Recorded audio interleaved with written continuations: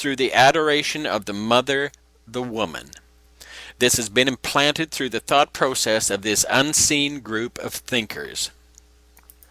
From the void and emptiness of nothing, thought conjured up something. Within this grouping of the father proton, the son neutron, and the mother electron, the whole of everything is formed. This is the first atom, the beginning in the womb of thought. This is the matrix womb. Thought formed this energy that glowed as an electrically charged atom. This glow in turn produced light. What you see in front of you is a two-dimensional representation of the atom symbol that represents a ray of light. This was created or conjured up by thought.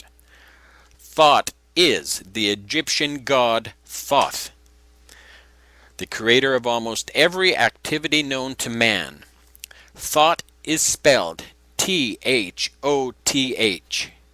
This god is responsible for the alphabet, writing, speaking, the sciences, religion, you name it, and thought is responsible for it. The Egyptians credited thought with the words of science, religion, philosophy, and magic. The Greeks credited thought as the inventor of astronomy, astrology, the science of numbers, mathematics, geometry, land surveying, medicine, botany, theology, civilized government, the alphabet, reading, writing, and oratory. Thought was the true author of every work of every branch of knowledge, both human and divine.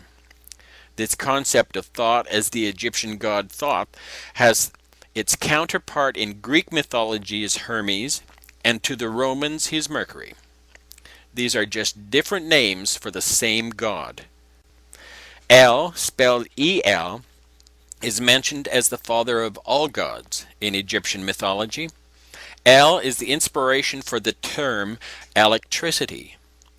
Electricity is produced by the elect lady, the electrons of the atom. All those who were faithful to this god El, the god of matter, became the elect, the chosen and faithful. These were the saints of God who were promised riches and power and would rule and reign with El if they would just put their faith in him. This was the covenant, the agreement made between God and man. This covenant was kept in an ark, the Ark of the Covenant. The ark is the electrical arcing characteristic of electricity. If anyone touched the ark other than the high priest, they would be struck dead. El is the great architect of the universe, the creator God, the bringer of light. The word architect is again referring to the arcing ability of electricity and the manipulating aspect of light as it conjures up everything that it's able to be thought up. As demonstrated, everything in this three-dimensional existence is the result of thought. Thought was inspired by El, the father of all gods. Everything we see is of thought or light. The atom symbol formed by thought is another Egyptian god called Atum. Atum is spelled A-T-U-M and was called the complete one, the finisher of the earth. Atum was the one who returned to the watery chaos at the end of the creative cycle. Remember this characteristic about Atum. He's the one who returns to watery chaos at the end of the creative cycle. This is a major subliminal message established thousands of years ago. To understand the significance of this statement, read the information presented on the companion blog site to this video. The interconnection to the global warming scenario is presented at length. The address is illuminatimatrix.wordpress.com or go to briankemela.com and click on Illuminati Matrix. This is the first man, woman, the first Adam. Adam and Eve are the names given to the two reproductive characteristics of the atom and the light. Adam refers to the atom form, and Eve refers to the light emanating from that form. Eve is the dawning of creation, the coming of the light. Eve is likewise the evening, the end of the light. This symbolizes the beginning and the end, the Alpha and the Omega, of the bringer of light. Adam and Eve together are symbolic names for the electrically charged atom symbol, which in turn symbolize the light bringer, the bright morning and evening stars. Together they represent the creator of light, the creator god called Lucifer, who is the light bringer. The Adam and Eve that formed the light form the lie or deception created by the light. The light is the lie. This lie is the eye of the illuminated ones or the enlightened ones. This is the all-seeing eye. In this way, Eve, the symbolic morning and evening light, produces the physical light, which is the ability to see. The ability to see in this three-dimensional existence is produced by the electricity contained within the atom.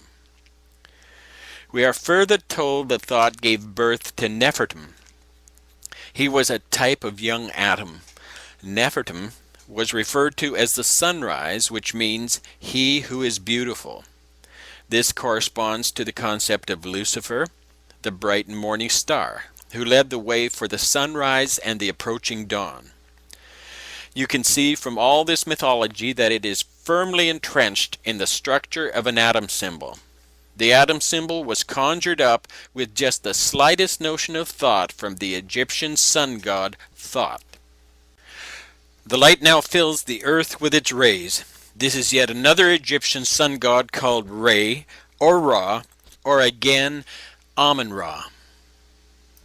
This name, like the names of all the Egyptian gods, are inspired by the form of the atom symbol. The atom symbol is the oldest sex ritual symbol in the world, and if you look closely at it, you'll see that the six-pointed star is formed by the intersecting lines of the electron orbits. The six-pointed star is also referred to as the oldest sex ritual symbol in the world.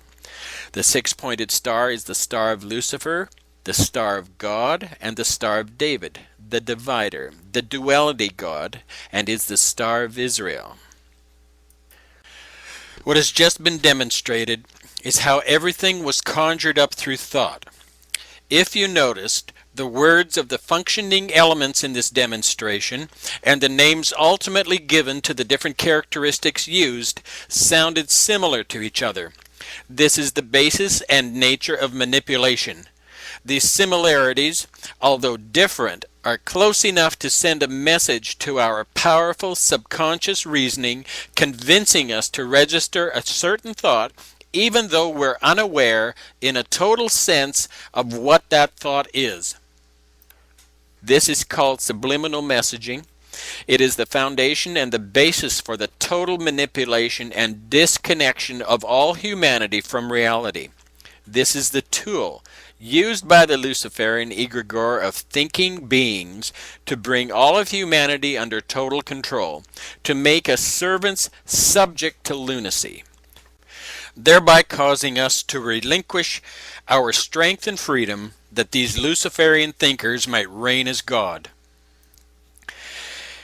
It's this knowledge called Kabbalism, the ability to manipulate matter one molecule at a time, that the elite of the world have used to perpetuate the kingdom of these fabricated gods on earth. Thinking themselves to be the saints of God, the elect, and the divinely appointed rulers of humanity, they apply the principles of subliminal messaging taught to them by the Luciferian group of thinkers through the intellectual institutions of the world, thereby creating a hypnotic trance in which all of humanity flounders around in confusion, fear,